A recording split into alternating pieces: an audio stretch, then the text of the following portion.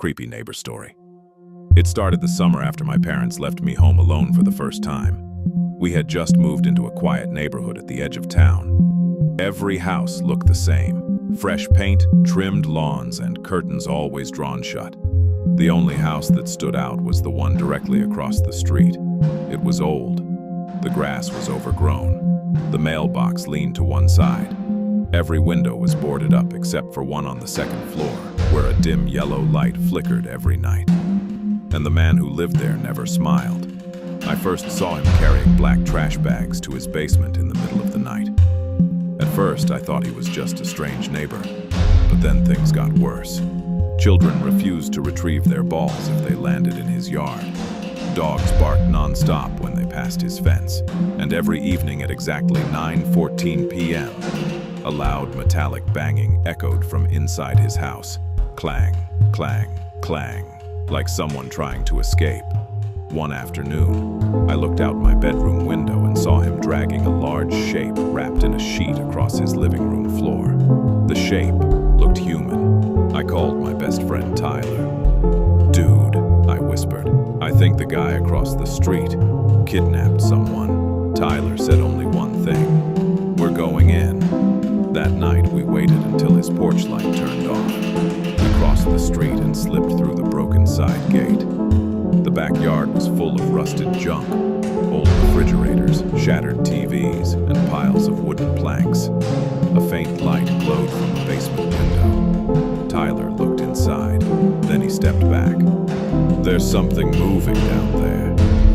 We found the back door unlocked. The house smelled like dust and mildew. The wallpaper peeled off the walls. Family photos hung crooked, their faces scratched out. A grandfather clock ticked loudly in the hallway. Tick, tick, tick. We searched the kitchen. The refrigerator was filled with milk cartons. Nothing else, just milk. Then we heard footsteps upstairs. Heavy, slow, thump, thump, thump. Tyler motioned for me to hide. I crawled under the dining table. The footsteps descended the stairs, then stopped. Silence. The front door lock clicked. He was downstairs.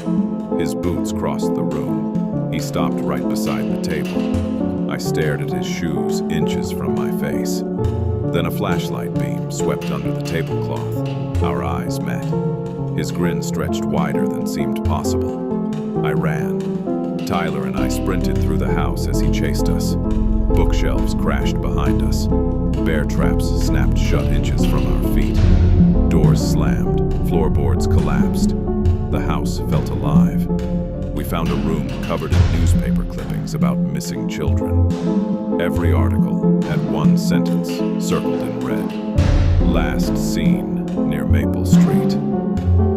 Our street.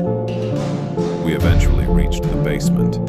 The banging came from behind a steel door. We opened it. Inside was a small room with a bed, toys, and drawings covering every wall. One drawing showed the old man standing over a group of children.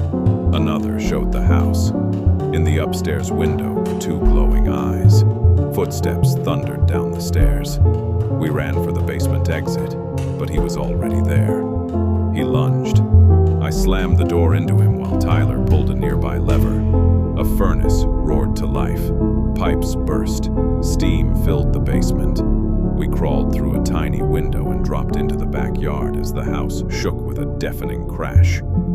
We ran all the way home. The police arrived the next morning. They searched the house. They found nothing. No hidden rooms, no drawings, no newspaper clippings, no evidence that anyone had ever been trapped there. The officer said we had imagined everything. A few days later, a moving truck pulled into the driveway. The old man was leaving. As the truck drove away, he looked directly at my bedroom window and smiled. That night, I finally fell asleep.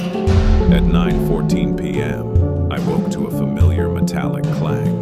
Clang, clang, clang. It was coming from inside my own house. Which video game is this? Write it down in the comments.